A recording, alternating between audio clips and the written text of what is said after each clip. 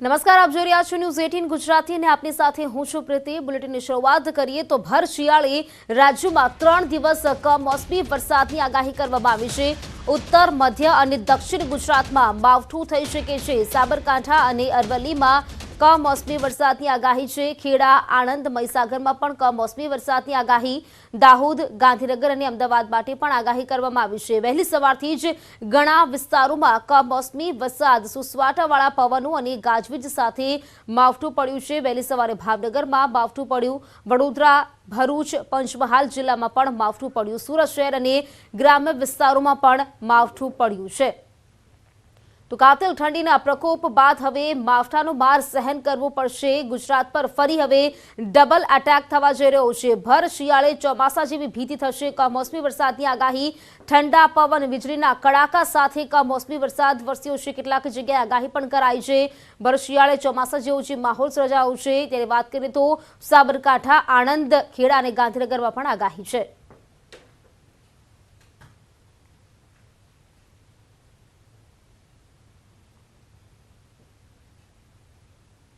આજથી 3 દિવસ ગુજરાત માટે છે ભારે। મોસમનો મિજાજ એવો બદલાયો છે કે લોકો વિચારતા થઈ ગયા છે કે સ્વેટર પહેરવું કે રેઇનકોટ પહેરવો। સવારથી જ વાદળછાયું વાતાવરણ પણ કેટલાક જિલ્લાઓમાં જોવા મળી રહ્યું છે અને જે હવામાન વિભાગે આગાહી કરી છે તે વિશે વાત કરીએ અને મેજિક બોલના માધ્યમથી આપને સમજાવવાનો પ્રયત્ન કરું તો ઉત્તર ગુજરાતથી લઈ અને દક્ષિણ ગુજરાત સુધી વાવડ છે માવઠાના, એટલે કે કમોસમી વરસાદ પડી શકે છે।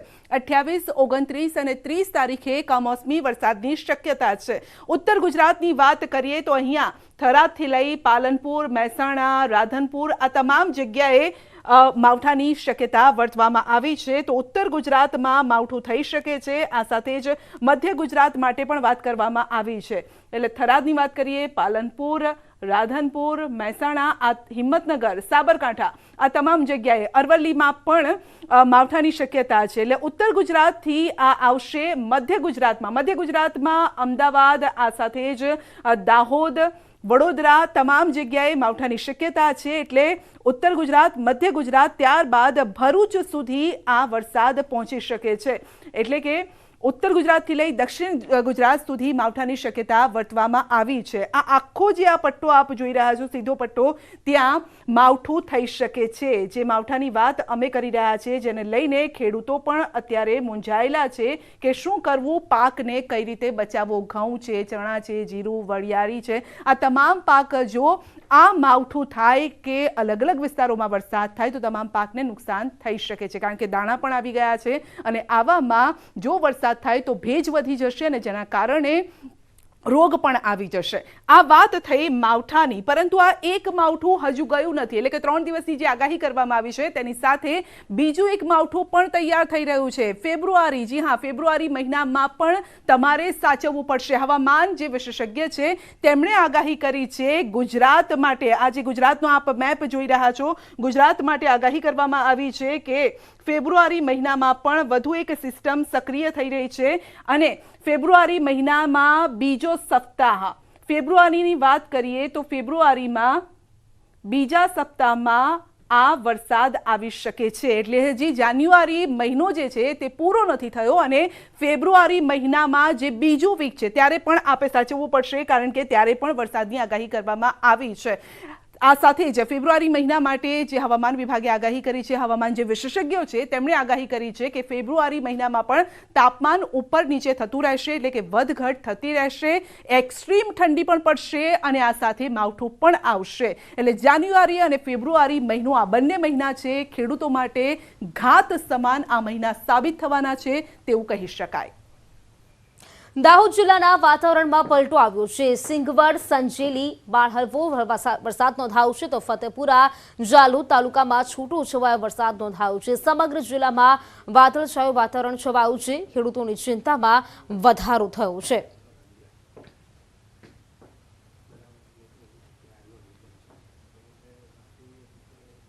તો વધુ વિગત મેળવીશું સંવાદદાતા સાબિર ભાભોર અમારી સાથે દાહોદથી જોડાઈ ગયા છે, તેમની સાથેની માહિતી મેળવીશું। સાબિર, જે પ્રકારે કહી શકાય વહેલી સવારથી જ દાહોદમાં પણ ક્યાંક કમોસમી વરસાદ નોંધાયો છે, એવા કયા કયા વિસ્તારો છે જ્યાં વહેલી સવારથી જ કમોસમી વરસાદ જોવા મળ્યો છે દાહોદમાં?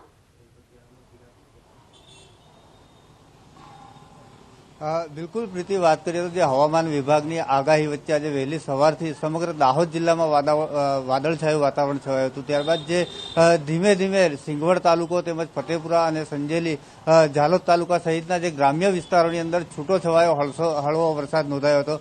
ખાસ કરીને જે ઝાલોદ તાલુકાના જે કેટલાક વિસ્તારો છે કે ત્યાં વધુ વરસાદની પણ આશંકાઓ લાગી રહી છે. આ સિવાય જે વાત કરીએ તો ગરબાડા, ધાનપુર, દેવગઢ, બારિયા સહિતની અંદર તે તમામ વિસ્તારની અંદર જે વરસાદી માહોલ જોવા મળી રહ્યો છે. હાલ જે રવિ પાક કરતા ખેડૂતોને લઈ અને જે ખેડૂતોમાં આ વરસાદને લઈને ચિંતા વ્યાપી છે.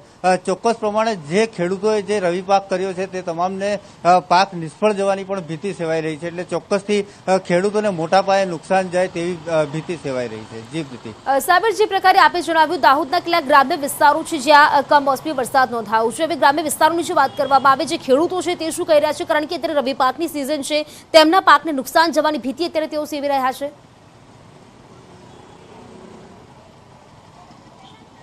ચોક્કસ જે ગ્રામ્ય વિસ્તારોના ખેડૂતો છે તેઓનું માનવું છે કે જો અત્યારે તેમનો પાક જે સંપૂર્ણ પાકી જવાને આરે છે, એટલે કે તે પાક અત્યારે જે છેલ્લા સમયે જે વરસાદ આવે તો ચોક્કસથી તેમનો તમામ પાક છે નિષ્ફળ થાય, તમામ પાકને જે નુકસાન પહોંચવાની ભીતિ છે. એટલે કહી શકાય કે જે ખેડૂતોની જે આખરી ઠંડીની અંદર જે મહેનત છે તેમજ તેમનું બિયારણને લઈને જે તમામ મહેનત અને ખર્ચ સંપૂર્ણ માથે પડે તેવી શક્યતાઓ લાગી રહી છે.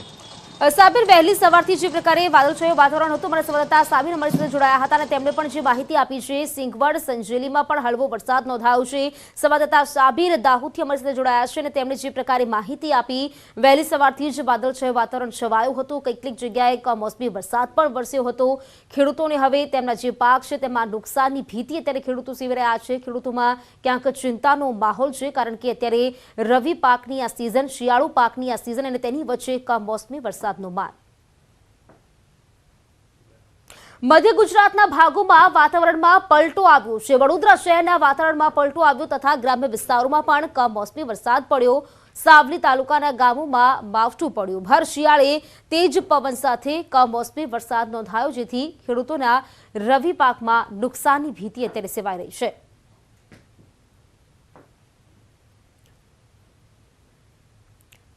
રાજ્યમાં અનેક જિલ્લાના વાતાવરણમાં પલટો આવ્યો છે. બીજી તરફ વાત કરીએ આણંદની, તો આણંદ જિલ્લામાં છૂટો છવાયો વરસાદ નોંધાયો. કમોસમી વરસાદ થતાં ખેડૂતોમાં ચિંતાનો માહોલ જોવા મળ્યો છે.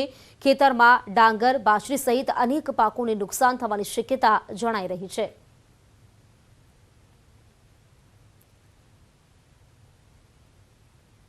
તો ખેતરમાં પાકને નુકસાનની ભીતિ અત્યારે સેવી રહ્યા છે. ત્યારે વાત કરીએ પંચમહાલની. પંચમહાલમાં ભર શિયાળે ચોમાસા જેવો માહોલ જોવા મળ્યો. આંતરિયાળ ગામોમાં સવારે ચોમાસા જેવા દ્રશ્યો સર્જાયા. વીજળીના કડાકા સાથે કમોસમી વરસાદ ખાબક્યો. ભર શિયાળે ગામોના રસ્તા પર પાણી વહ્યા. માવઠાએ જગતના તાતની ચિંતામાં વધારો કર્યો છે. તો મકાઈ, કપાસ, દિવેલા સહિતના પાકમાં નુકસાનની ભીતિ અત્યારે ખેડૂતો સેવી રહ્યા છે. ધરતીપુત્રોને માવઠાથી પાક નિષ્ફળ જવાની ભીતિ, પાકમાં ઋતુજન્ય રોગચાળો વકરવાની પણ દહેશત અત્યારે ફેલાઈ.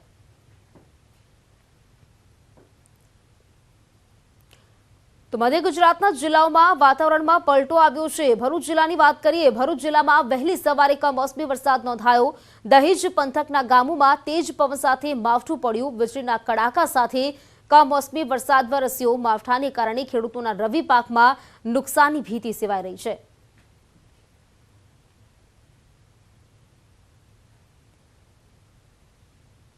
તો મધ્ય ગુજરાત બાદ વાત કરીએ દક્ષિણ ગુજરાતની. દક્ષિણ ગુજરાતના જિલ્લાઓમાં પણ વાતાવરણમાં પલટો જોવા મળ્યો. સુરત જિલ્લાના ગ્રામ્ય વિસ્તારોમાં વાતાવરણમાં પલટો આવ્યો. ગ્રામ્ય વિસ્તારોમાં સવારે કમોસમી વરસાદ વરસ્યો. સુરતના ગામોમાં ભર શિયાળે ચોમાસા જેવો માહોલ સર્જાયો હતો. તો ભર શિયાળે માવઠું થતા ખેડૂતોની ચિંતામાં વધારો થયો છે.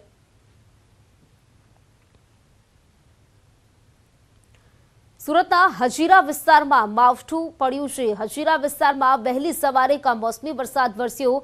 ભર શિયાળે ઠંડા પવન સાથે માવઠું થયું. માવઠું થતા ખેડૂતોને પાકમાં નુકસાનની ભીતિ સેવાઈ રહી છે.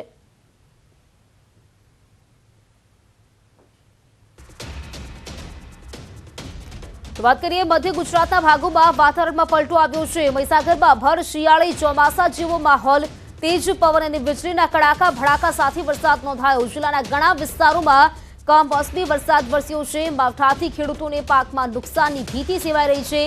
તો મકાઈ, કપાસ સહિત રવિ પાકમાં નુકસાનની ભીતિ, સૂકા ઘાસચારામાં પણ ખેડૂતોને નુકસાનની દહેશત ફેલાઈ। સવારથી જ વરસાદ પડી રહ્યો છે, રસ્તા પર પાણી ફરી વળ્યા છે।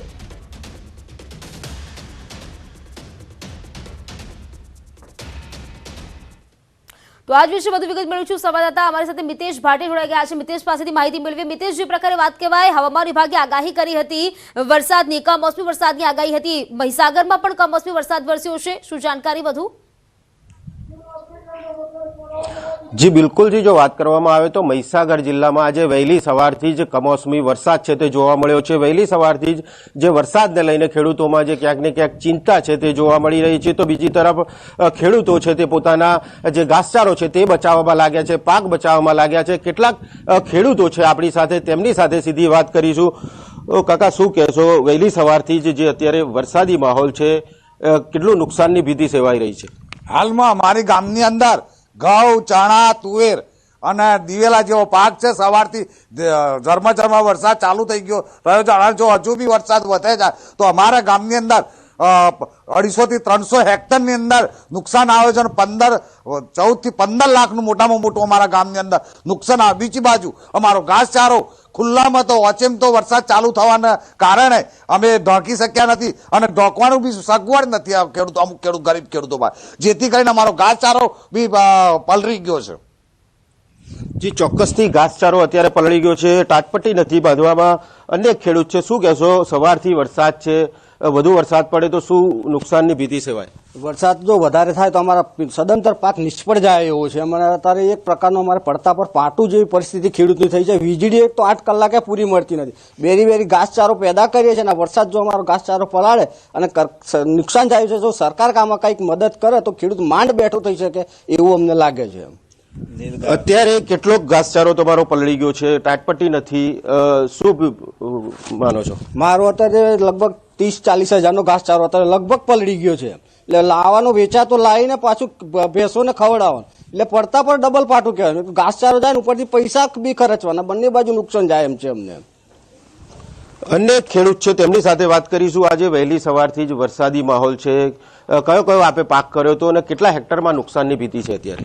અમારે નવાકરા ગામ મહીસાગર જિલ્લામાં 250 થી 300 હેક્ટરમાં ખરીફ પાક કરેલો તો ચણા છે, તુવેર છે, ઘઉં છે, રાયડો છે। આ પાક વિસ્તાર 250 થી 300 હેક્ટરની જમીનમાં નુકસાન જ છે। આ તો નવાકરા ગામ વિસ્તારની અંદર છે।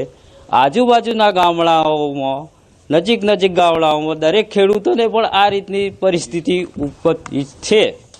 તો આના માટે જો સરકાર કંઈક મદદ, આર્થિક રીતે સહાયનું કંઈક કાર્યવાહી કરે તો અમારા ખેડૂતોએ સારું થાય। ચોક્કસથી સરકાર પાસે માંગ કરી રહ્યા છે, ક્યાંક ને ક્યાંક જે ખેતી છે તે બગડી રહી છે। અનેક મહિલા ખેડૂત છે તેમની સાથે વાત કરીશું। શું કહેશો, કયા પ્રકારનો પાક કરવામાં આવ્યો હતો અને કયો પાક બગડી રહ્યો છે આપનો? અમારા ચણા બી બગડી ગયા છે, ઘઉં બી બગડી ગયા છે, એની તુવેર બી બગડી ગઈ છે, ઢોરોને બી તકલીફ છે અને પતરા બી ઉડી ગયા છે, એની ઢોકવાનું બી નહીં, અનાજમાં શું ઢોકવાનું, એ બધી તકલીફો જ છે અમારે, તે મદદ કરજો। જી ચોક્કસથી મદદની હાક લગાવી રહ્યા છે ખેડૂતો। હું આપણે દ્રશ્યો બતાવી રહ્યો છું કે આજે ઘાસચારો છે તે ઢાંકવા માટે જે ખેડૂતો પાસે ટાટપટ્ટી પણ નથી, કેટલો એવો ઘાસચારો છે તે પલળી ગયો છે। આપ દ્રશ્યો જોઈ શકો છો કે આની ઉપર જે અત્યારે પણ વરસાદ ચાલુ છે, ઝરમર જે વરસાદ છે તે વહેલી સવારથી જે ઝરમર વરસાદ અત્યારે વરસી રહ્યો છે અને ગાજવીજ સાથે જે વરસાદ છે તે વરસ્યો હતો। કેટલા એવા હેક્ટરની અંદર જે જમીન છે, જે ઊભો પાક છે તે અત્યારે વરસાદના કારણે ક્યાંક ને ક્યાંક બગડી રહ્યો છે। બિલકુલ મિતેશ, આભાર આપનો જાણકારી માટે। તો જે પ્રકારે સંવાદદાતા મિતેશે મને જણાવ્યું છે ત્યાંની સ્થિતિનો ચિતાર તેમણે આપ્યો છે। આપ જોઈ શકો છો કમોસમી વરસાદને કારણે જે દ્રશ્યો જોવા મળી રહ્યા છે, ત્યારે હવે રાજ્યમાં અનેક જિલ્લામાં કમોસમી વરસાદ વરસ્યો છે। ખેડા, ડાકોર, કાલસર, રામપુરામાં ગાજવીજ સાથે કમોસમી વરસાદ વરસ્યો છે। ડાકોરમાં અચાનક વરસાદ થતા ભક્તોમાં મુશ્કેલી જોવા મળી, તો બીજી તરફ શાળાએ જતા બાળકો બેગની સાથે છત્રીનો સહારો લેતા નજરે પડ્યા હતા।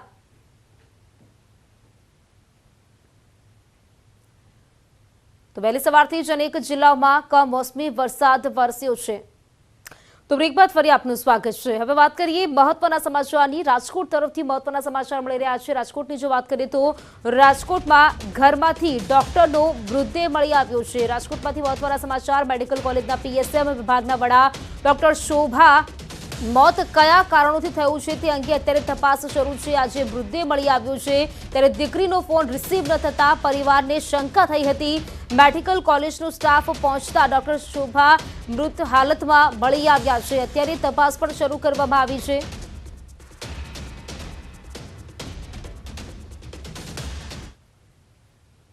તો આજ વિશે વધુ વિગત મેળવીશું। સંવાદદાતા અંકિત પોપટ રાજકોટથી અમારી સાથે જોડાઈ ગયા છે। અંકિત, જે પ્રકારે વાત કરીએ ઘરમાંથી ડોક્ટરનો મૃતદેહ મળી આવ્યો છે, શું છે આ સમગ્ર મામલો? ઘટના વિશે જણાવશો।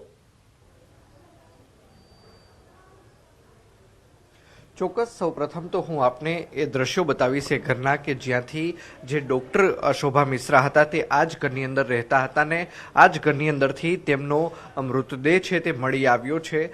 ખાસ કરીને સમગ્ર બનાવની જો વાત કરવામાં આવે તો ડૉક્ટર શોભા મિશ્રાની જે ઇન્ટર્ન ડૉક્ટર તરીકે ફરજ બજાવનારી દીકરી છે કે જ્યારે તે પોતાની માતાને ફોન કરી રહી હતી ત્યારે તેની માતાનો ફોન છે તે સતત રિસીવ નહોતો થઈ રહ્યો, તેના કારણે તેમને પાડોશીને પણ ફોન કર્યો હતો। સાથોસાથ મેડિકલ કોલેજના જે કર્મચારીઓ છે તેમની સાથે પણ વાતચીત કરી હતી ત્યારે તમામ લોકો અહીં આવ્યા હતા। પાડોશીની પણ આપણે પ્રતિક્રિયા મેળવવા માંગશું। શું કહેશો સર, કેવી રીતે ખબર પડી કે બહેન છે તે મૃત હાલતમાં છે? એ રાત્રે જ એમનું ત્યાં જ અટેક આવી ગયો હશે। એમના ડોક્ટરને ફોન કરેલું, પછી એમના સ્ટુડન્ટને એમને બોલાવ્યા અને એ લોકોએ પણ એમનો પમ્પિંગ ને બધું કર્યું। દરવાજો જ્યારે ખોલ્યો ત્યારે એને લોકોએ સ્ટાફના બધા સ્ટુડન્ટો પમ્પિંગ કર્યું। એ લોકોએ પણ કીધું કે આ વહેલી કદાચ એ લોકો 1 વાગે લગભગ 12:30 1 વાગે આવ્યા હતા, એટલે કે 8 કલાક પહેલાં એ આ બની ગયું લાગે છે। ફોન અટેક જ આવ્યું છે એમને કદાચ અને પોતે પણ 2 બ્લેન્કેટ ઓઢીને સૂતા હતા આમ। અને ઘણી વાર શું એ લોકો ઓલી બાજુ મોઢું કરીને આમ ટીવી જોતા, રાત્રે આખી રાત લાઇટ ચાલુ, ટીવી ચાલુ હતું એમનું પાછળ। ખાસ કરીને તમે કે તમારા પરિવારજનોએ છેલ્લે ક્યારે મેડમ સાથે વાતચીત કરી હતી, શું કહેશો? તો જે પ્રકારે વાત કરીએ રાજકોટના મહત્વના સમાચાર હતા જેમાં પરિવારને શંકા થઈને ત્યારબાદ હવે પોલીસ દ્વારા પણ જે તપાસ હતી હાથ ધરવામાં આવી છે। સમાચારોમાં અત્યારે ફક્ત આટલું જ। મને આપશો રજા, નમસ્કાર।